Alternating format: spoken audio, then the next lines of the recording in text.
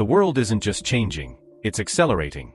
Economic muscle, tech revolutions, military might, and geopolitical chess moves are rewriting the rules of global power.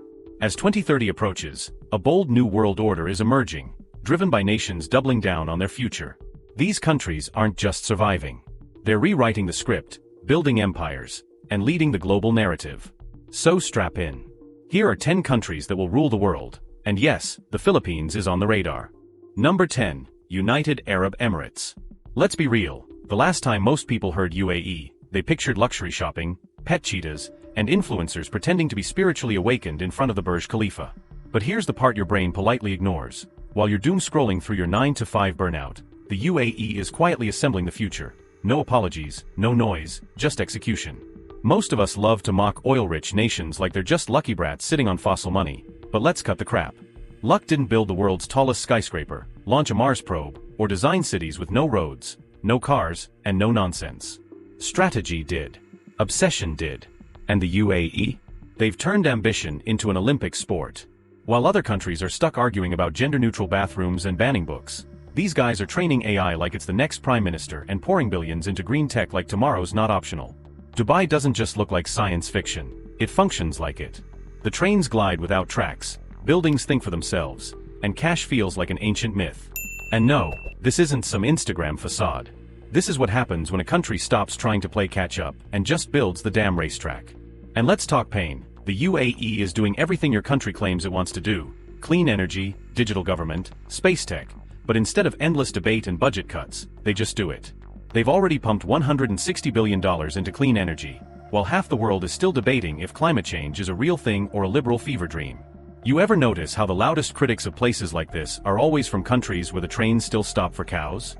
Here's the gut punch: by 2030, the UAE won't be joining the future. They'll be leasing it out, charging rent, and setting the rules. This isn't about oil anymore. That ship has sailed. Now it's AI, robotics, and a post-oil economy built with surgical precision. And here's the kicker: if a country built on sand can become a tech powerhouse in under 20 years, what's your excuse? But sure, keep reposting those rise and grind hustle memes. Meanwhile, the UAE already rose. And while you grind, they're quietly programming your replacement. Buckle up, this isn't ambition. It's domination with a luxury finish. Number 9, South Korea. Everyone loves a good K-drama until they realize South Korea isn't just exporting heartbreaks and perfect skin, it's exporting dominance. Let's not pretend we don't know what's going on here.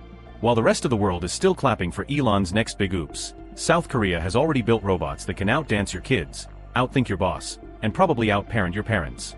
And here's the brutal part: they've been doing it quietly while everyone else was distracted by bubble tea and dance challenges. Yeah, BTS is cute, but Seoul's real export is silent: surgical control of tech, culture, and everything in between. You ever wonder why South Korean dramas feel more emotionally intelligent than most CEOs? That's not an accident. It's a culture rooted in discipline, precision, and a pain tolerance most Western countries couldn't survive in therapy. South Korea isn't rising, they're already there. They just didn't send out a press release about it. Here's a stat you didn't know you needed: South Korea spends more on R&D per capita than the US, China, and Japan. Combine that with a 97% literacy rate and a national obsession with Wi-Fi that makes your router cry, and you've got a country turning brainpower into blood sport. While we're out here debating if AI is going to steal our jobs, Korea already gave it a job, trained it, promoted it, and built a startup around it. Their robots aren't coming. They're already here, flipping burgers, performing surgeries, and filming commercials more emotionally engaging than most marriages. The irony? While the West is arguing over who invented what, South Korea is too busy building the next thing. Think Samsung, LG, Hyundai. Those aren't just brands. They're quiet empires. They don't need to flex, because they already own the room. And here's the part that should make you sit up: their soft power, you know, the K-pop, the dramas, the fashion. That's not just fun. That's strategy. It's psychological real estate. While you're humming a catchy chorus, they're renting space inside your brain. It's the Trojan horse of modern dominance: glitter on the outside, global influence on the inside. So yeah, go ahead and stream your favorite Korean drama tonight. But just know, every click, every view, every stand post, you're helping build the next empire. And unlike yours, theirs doesn't need to shout. It just works, flawlessly. Number 8, India. Let's stop pretending we don't see it. India used to be the underdog people rooted for out of pity. Now, it's the underdog you secretly fear might beat you, and then ask you to say thank you in 3 languages. While most countries are trying to fix potholes and figure out where their future went, India's busy launching satellites for the price of a Marvel sequel and printing unicorn startups faster than your city council can schedule a meeting. You ever feel like the world's biggest economy is just a popularity contest, and the quiet kid in the back suddenly showed up with straight A's, perfect attendance, and a side hustle that's more profitable than your GDP? That's India. It's not emerging. It's arriving, uninvited, unapologetic, and unbothered by your assumptions. Here's the slap-in-the-face stat you didn't know you needed. India is already projected to become the 3rd largest economy by 2030. Not maybe. Not if things go right. It's happening. And it's not just because of the numbers, it's because they know how to squeeze genius out of scarcity like it's fresh juice. They literally landed a spacecraft on the moon for $75 million. That's less than what Hollywood spends making a superhero punch a hole in the sky. Quick pause, this part's funny. More people are watching this right now than are subscribed to the channel. Yep. You, the one nodding along. You clearly like smart content, so go ahead, hit subscribe and make it official. We'll keep the facts brutal and the insight free. Thanks for that. Alright, where were we?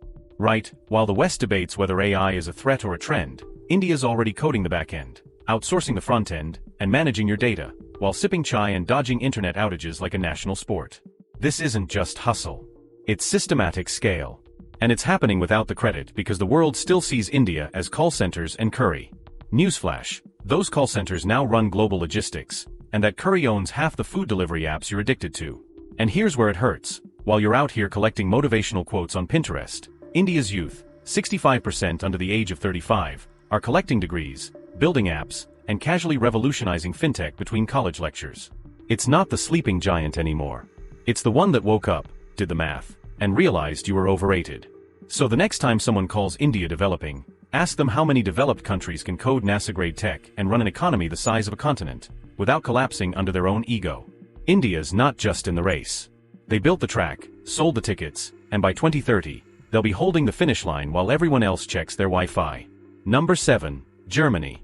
You ever notice how Germany doesn't say much, and yet somehow, it always ends up running the meeting? While other countries are busy making inspirational TikToks about change, Germany is just quietly being the change, with a spreadsheet, a power tool, and a perfectly timed espresso break. No noise.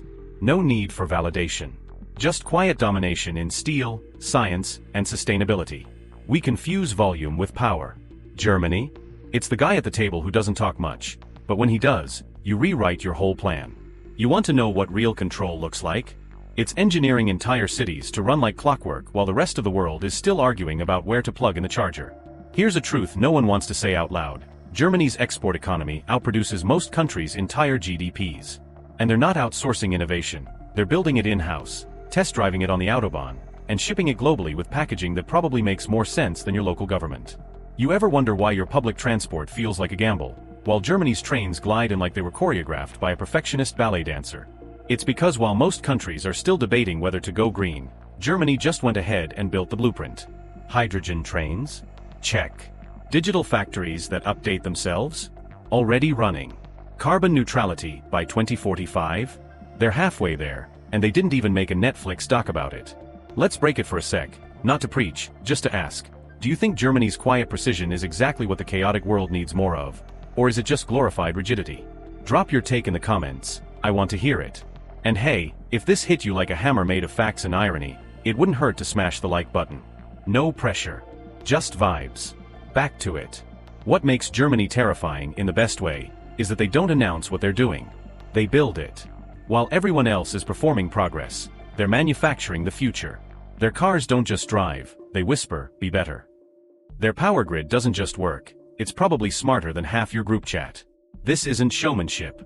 It's engineering so elegant it doesn't need applause. So when 2030 rolls around and everyone's scrambling to retrofit reality, don't be surprised if Germany already left the blueprint, cleaned the workshop, and started quietly redesigning Mars. Because while others are still pitching ideas, Germany already built the system you're using, and probably owns the patent. Number 6, Saudi Arabia. Say Saudi Arabia, and most people still picture oil rigs, sand dunes, and men in white robes walking past Lamborghinis. But here's the part your brain's been politely ignoring. Saudi Arabia isn't clinging to the past. It's quietly deleting it.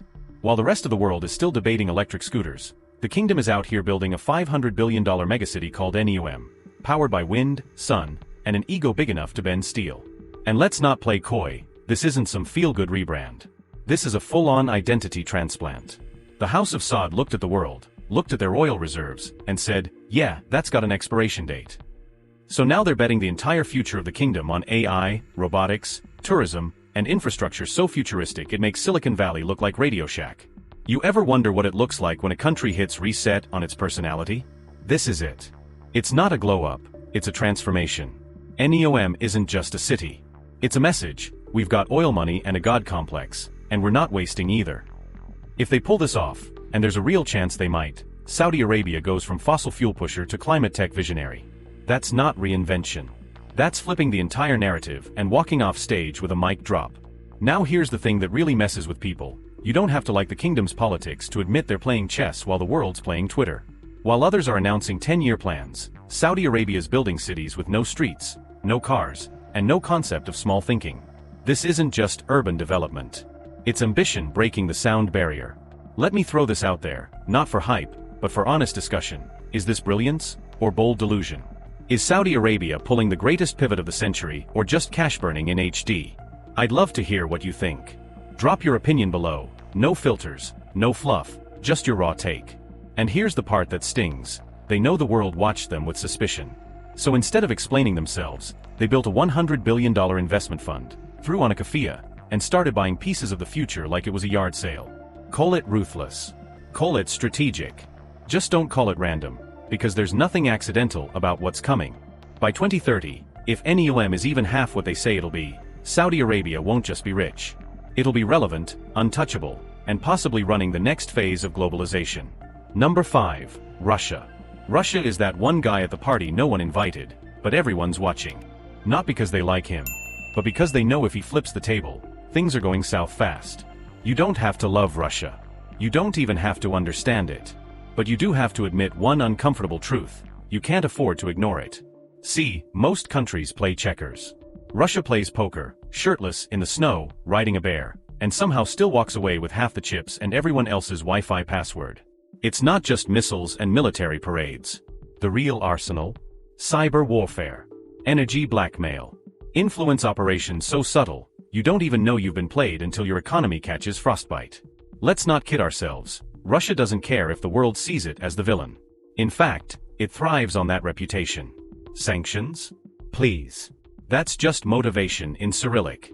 Collapse predictions? They've heard them since the Cold War, and yet somehow they're still here, still hacking, still holding Europe's energy supply like a parent threatening to turn the car around.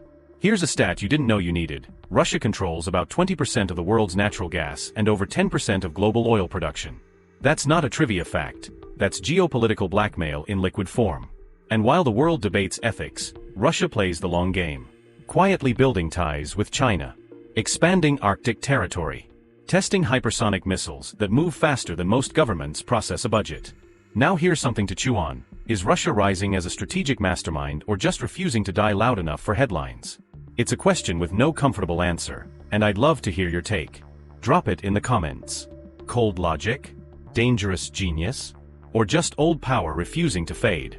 Because here's the twist. While everyone's obsessed with soft power and public image, Russia doubles down on being the villain that always survives the sequel. It doesn't ask for validation. It doesn't need your trade show invites. It just shows up, sharpens its influence, and waits for the rest of the world to underestimate it, again. By 2030, one of two things will happen. Russia will either implode from the weight of its own contradictions, or it'll be quietly pulling the strings while the rest of the world argues over who left the lights on. Number 4. Japan. Let's talk about Japan, the country that made being quiet look powerful and made robots feel like family.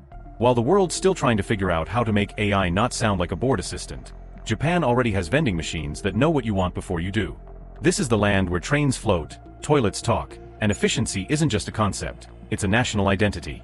Now, here's the part that hits harder than a samurai sword to your expectations. Japan has the oldest population on Earth, and somehow, still out-innovates countries filled with 20-something visionaries who think having 3 monitors makes them the future. Aging population? Sure. But Japan treats that like a design challenge, not a death sentence. They build smarter because they have to. They automate, streamline, and perfect the systems others can't even coordinate a Zoom call about. You ever notice how Japan never begs for attention? And yet you'll binge an entire anime series before realizing you just absorbed 3 life lessons and started craving ramen? That's soft power done right. It's not loud.